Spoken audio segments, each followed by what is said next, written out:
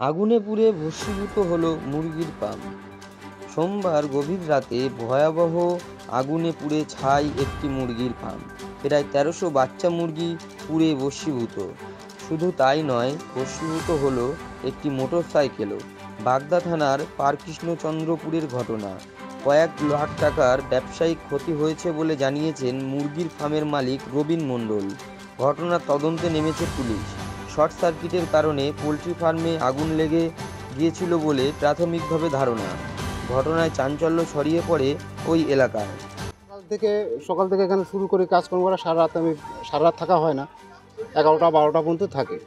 এবং সেই রীতিমতন আমিও আজকে সেটাই করেছি। আমার সব কিছু মোটরসাইকেল, তারপরে কাগজপত্র তো যাবতীয় সব কিছু আমার এখানেই থাকে, সব কিছু এখানেই থাকে।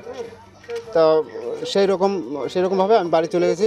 বাড়ি চলে যাওয়ার পরে আমার এখানে এই যে আমার ভাই হয় সম্পর্কে, ভাইটা ওখানে ছিল, তাওই মশাই ছিল।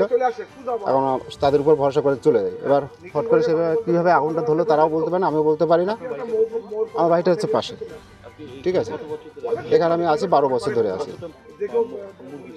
আমার টোটাল হচ্ছে ৩,০০০। তাই এখানে এবার ১৩০০ প্লাস এই ঘরটা বাচ্চাটা ছিল। এটা আমার ঘর দিয়ে আমার ১০ লাখ টাকার উপরে ধরা চলে এখানে ক্ষতি হবে। আমার টোটালি আমার কিচ্ছু নেই এখানে। কারণ আগুনটা কীভাবে লাগলো সেটাই আমি বুঝতে পারছি না।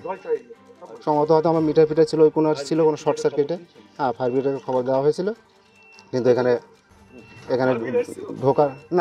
ঢুকতে পারবে না, সেই কারণে ওনারা আর ই করা হয়েছে। আমরা গ্রামের লোকজন ছিল, বিশেদা ছিল, স্বপনদা ছিল, আর অন্যান্য লোকজন ছিল, থেকে মোটামুটি আগুনটা আমার এখানে কন্ট্রোলে আনা হয়। আমরা এখন পর্যন্ত এখানেই রয়েছি, সেভাবে আগুনটা করা হয়েছে। আমার নাম হচ্ছে রবীন্দ্রনাথ মণ্ডল। হ্যাঁ, 2টো ফার্ম আছে।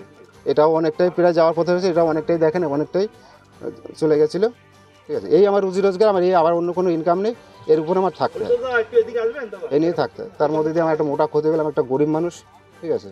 এখন খুবই একটা দুশ্চিন্তার মধ্যে, খুব মানসিক যন্ত্রণার ভিতরে রয়েছে। তারপরে এই জ্যান্ত মুরগি নিয়ে চলে, সেই মুরগিগুলো মারা গেছে।